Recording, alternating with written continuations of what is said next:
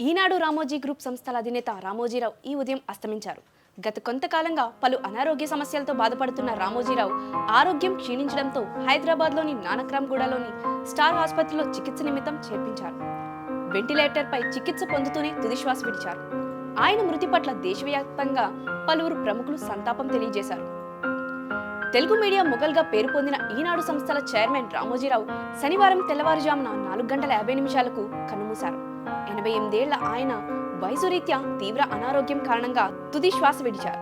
గత కొంతకాలంగా అనారోగ్య సమస్యలతో బాధపడుతున్న ఆయన తీవ్ర అస్వస్థతకు గురి కావడంతో నానక్గూడలోని స్టార్ ఆసుపత్రికి తరలించారు.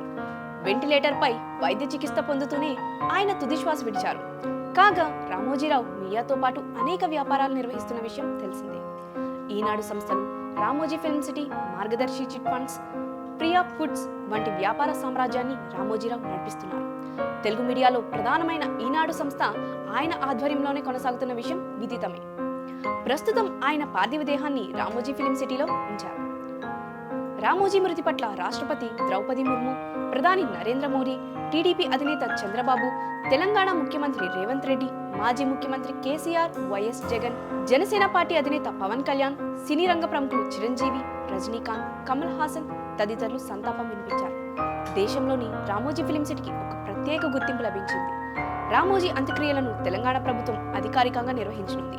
టీడీపీ అధినేత చంద్రబాబు నాయుడు ఈ మధ్యాహ్నం రామోజీ ఫిల్మ్ సిటీకి వెళ్లి నివాళులు అర్పించనున్నారు.